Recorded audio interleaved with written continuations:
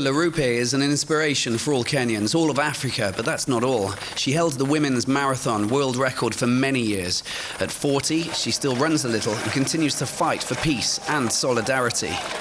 And that's why she decided to race La Gabonaise. She also helped and encouraged Audrey Ninza to finish her race. The young girl was in excruciating pain, virtually paralyzed with cramp, and thanks to Larupe's help, the Gabonese runner crossed the finish line.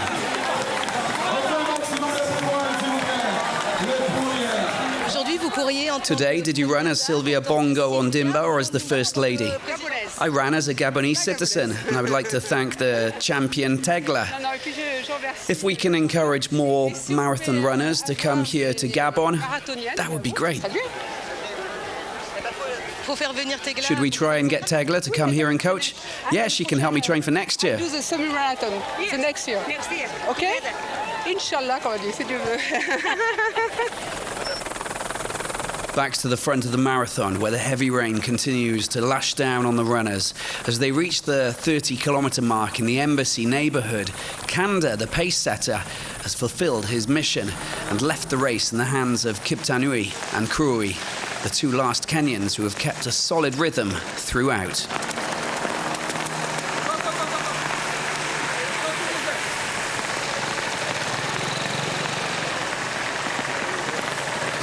The lead group is tight, and it seems as though the pace setter has decided he'll race to the finish, as if he hasn't had enough already, having only last month won the Amsterdam Marathon.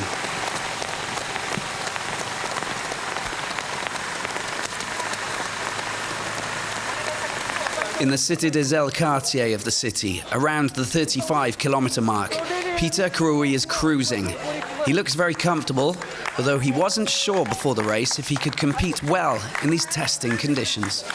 The humidity here is very high. So when you go to a place with high humidity, it will be very difficult for you because you have not been used to the humidity places.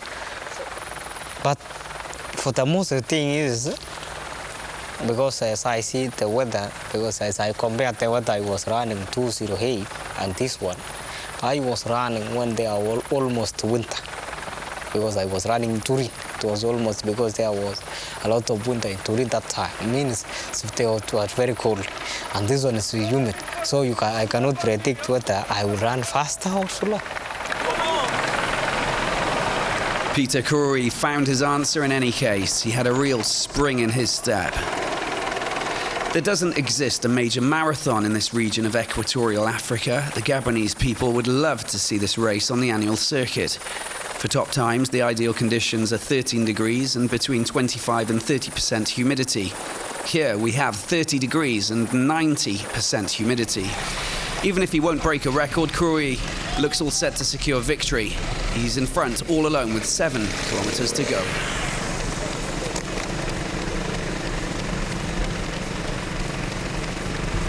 Let's come to the street to clap for this man running because it's a peaceful race. Because I call it a peaceful race because you find new white people, you find the Africans, they come from Ethiopia, they come from Morocco, Eritrea, Kenya, Tanzania. It means we are coming to preach what's called unity and peace.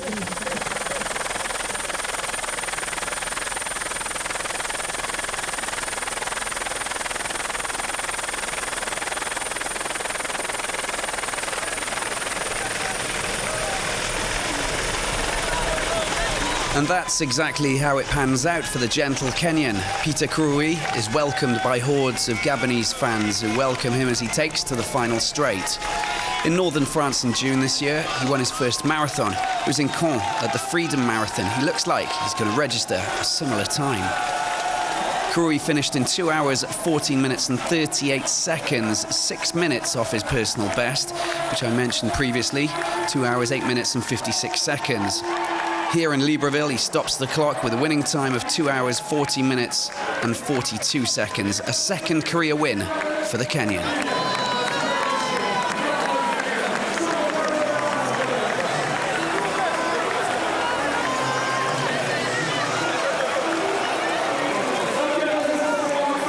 The result of this sporting feat is not a surprise. Our Kenyan brothers have for many decades now reigned in this discipline, along with our other brothers from Ethiopia. If it's not them, then it's the others, so with the occasional result coming from North Africa. So it was very interesting to see what kind of times the runners could register here with the high humidity and also the fact that we're currently in the middle of the rainy season.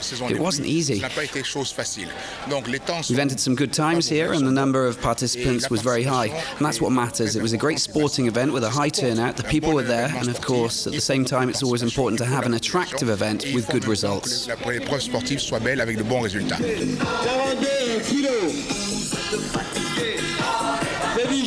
The president is not the only one enjoying the show. Milka Jeratic of Kenya is closing in on victory in the women's race. With an average speed of 16 kilometers per hour, she's even reeling in some of the half-marathon runners.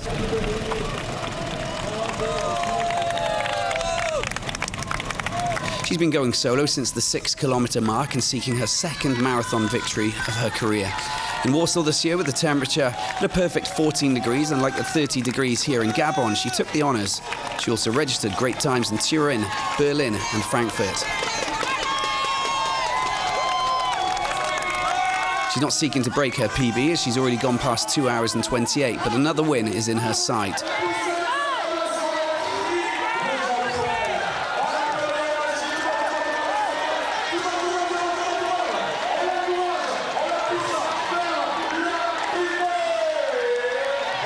She crosses the line in 2 hours 34.04 seconds to win the women's race. She's ninth in the general classification, just behind Philip Langat, who completes his first marathon. How are you? Well, it's tough. You approach the finish and you have to hold on. That's the toughest thing. We also had the rain. Now it's boiling. Well, that's what it's like here in Gabon. For the professional athletes, it's finished, but for the other runners, it could be a long, long day, and even more so now the sun has started to come out in Libreville. It really is hot now. It's past midday, and some of these runners still out there have been running for 4 hours, and it's time to get some refreshments. You have to decide whether to break your rhythm or continue.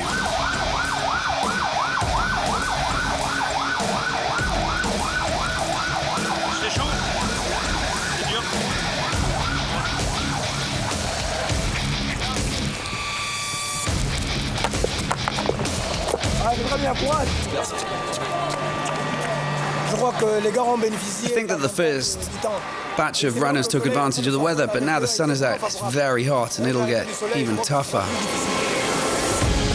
The congested streets, the heavy legs, whether you're an athlete, a trained soldier, student or professional. Even if you're well prepared, running can prove to be torturous. And these runners you can see here, by no means the last out. The biggest concern for this marathon was the welfare of the runners. A massive safety and security operation was put in place with 84 trained first aid workers, ambulances, physios, cardiologists and doctors.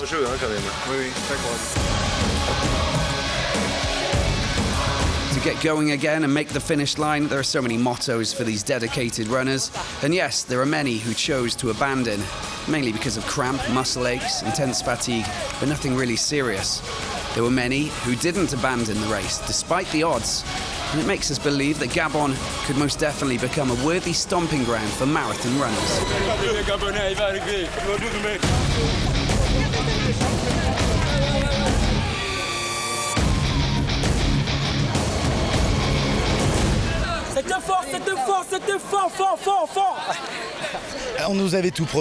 They promised us everything. They said it wasn't possible, it'll be too hot, it'll rain, and it's true, it did rain and it was very hot. And you can see the weather today. I mean, it was extraordinary, for sure. There was some humidity, but you also have people who are fully accustomed to it. When you see the time of 2 hours 34 minutes for a first marathon, it's very admirable.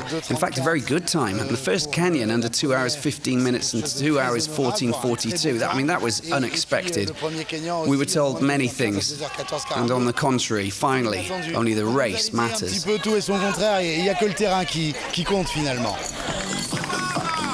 And even with long periods of preparation and many marathon experiences under your belt and a 4-month period of acclimatization, you can see what an amateur runner can accomplish.